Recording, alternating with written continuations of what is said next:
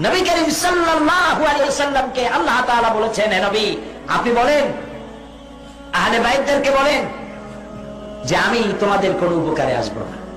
আমি জানি না কিয়ামতে আমার সাথে আল্লাহ কি ব্যবহার করবেন, এবং আমি এও জানি না আল্লাহ তোমাদের সাথে কি ব্যবহার করবেন।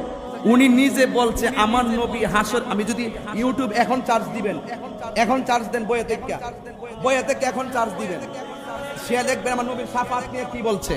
সে বলছে আমার নবী হাসরের মাঠে সুপারিশ করব দূরের কথা, নবীর জান লই নাকি ঠেলাঠেলি। নবী নাকি হাসরের মাঠে বলবে আমার নেকের পাল্লা বাড়ি হয় না, বদের পাল্লা বাড়ি হয়। জালকুড়ির মানুষ জবান খুললা কোন নবীর আর কোন গুণ আছে?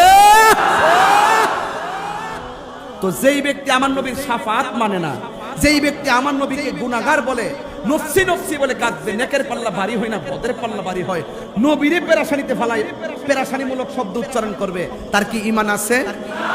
আবার ওনার সেকেন্ড একজন শাইখ আছে, নাম হইল আকরামুজ্জামান। নাম কি?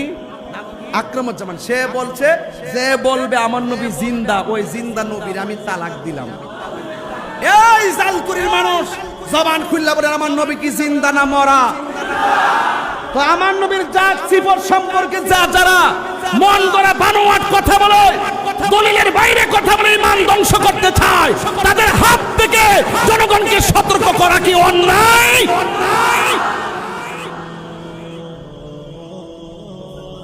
এই ফাঁদে আপনারা পা দিবেন।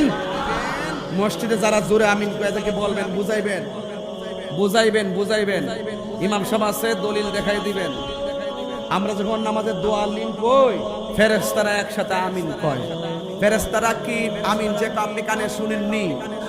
কথা কয় না।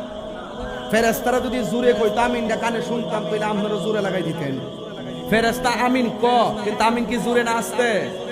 এই জন্য দোয়া লিন বলার পরে মুক্তা দিও আস্তে আমিন কবে বলবে, কথা কন ঠিক না বেঠে?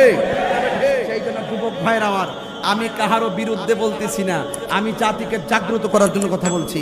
আমি সতর্ক করছি, আমার কোনো ভাই যদি এখানে থাকে এই মতাদর্শের উপরে, হাত বুকে বাঁধলে নিচে, নাভির নিচে বাঁধলে নামাজ হবে না, এইরকম দলিল যদি কেউ দিতে পারে, আমি আমার স্যান্ডেলগুলা, আমার আমার কান্ডা কাইটটা স্যান্ডেলের নিচে স্টাফলার দা মাইরা জাল করে হাইটটা আমি এখান থেকে বিদায় হবো। যদি কেউ দেখাইতে পারে যে নাভির নিচে হাত বেঁধে নামাজ পড়লে নামাজ হবে না, আস্তে আমিন কইলে নামাজ হইতো না, এবং বুকের উপর হাত না বাঁধলে নামাজ হইতো না, এইরকম তারা বিন নামাজ 20 রাকাত করলে নামাজ হইতো না, এইরকম যদি কেউ দেখাইতে পারে, হ্যাঁ, তাহলে আমি বললাম তো আমি তাকে পুরস্কৃত করব। এই জন্য সাবধান বলে দিলাম আপনাদের সবাইকে। আপনারা কি আমাকে ভালোবাসেন? যদি 30 সেকেন্ডের জন্য ভালোবাসেন, আমি একটা মারাত্মক ফিতনা থেকে আপনাদেরকে বাঁচানোর জন্য কথাগুলো বলে গেলাম।